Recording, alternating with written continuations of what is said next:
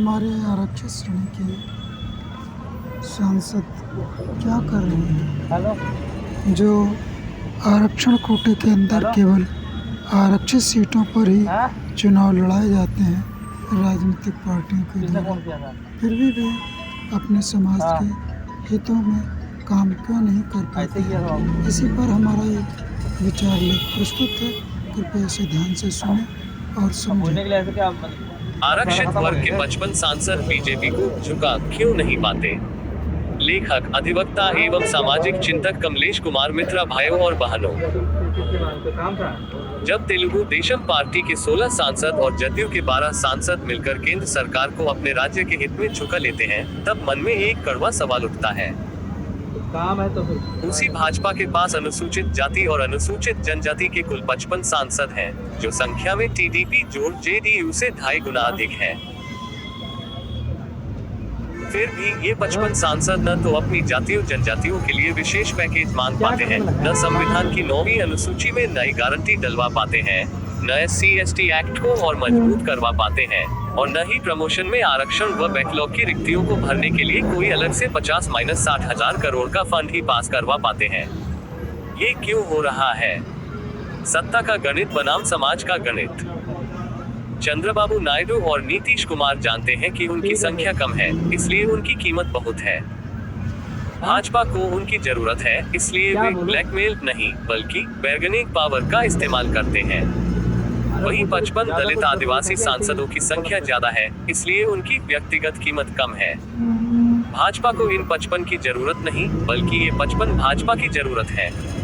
यही विडंबना है, एकजुट नहीं, बिखरे हुए हैं।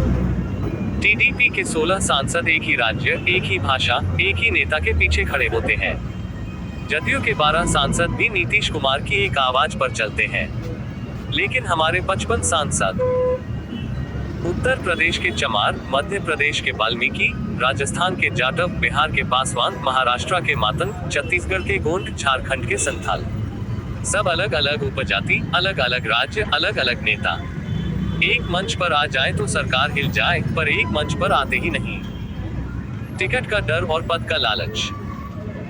टीडीपी जेडीयू के सांसद जानते हैं कि अगले चुनाव में भी उनकी पार्टी ही टिकट देगी। हमारे दलित आदिवासी सांसद जानते हैं कि टिकट भाजपा देगी या नहीं, ये नरेंद्र मोदी और अमित शाह तय करेंगे। इसलिए वे जाति के लिए लड़ेंगे, इससे पहले अपने लिए डरेंगे। मंत्री बनने, फिर से टिकट मिलने का लालच उन्हें चुप करा देता है। हमने वोट की राजनीति की, उन्होंने सत्ता की राजनीति की। नीतीश और चंद्रबाबू ने कभी हमारा वोट हमारा हक का नारा नहीं लगाया, उन्होंने सीधे सत्ता में हिस्सेदारी मांगी।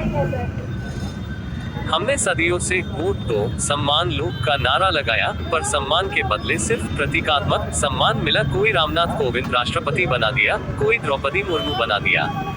असली सत्ता, असली बजट, असली नीति किसी दलित आदिवासी के हाथ में नहीं आई। सवाल केवल संख्या का नहीं, स्वाभिमान का है। 55 सांसदों का मतलब है लोकसभा में हर 5वां सांसद दलित या आदिवासी।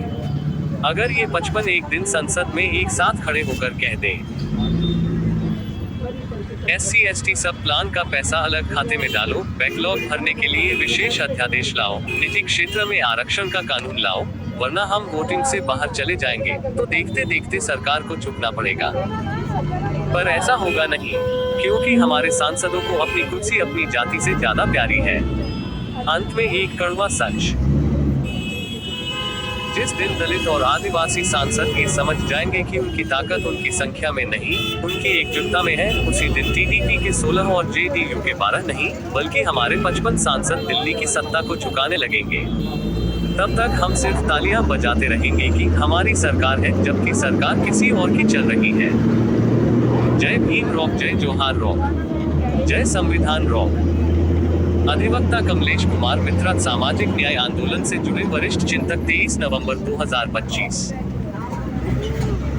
हमारा संपर्क सूत्र है 9335 12 20 64। आप हमारे साथ बने रहें।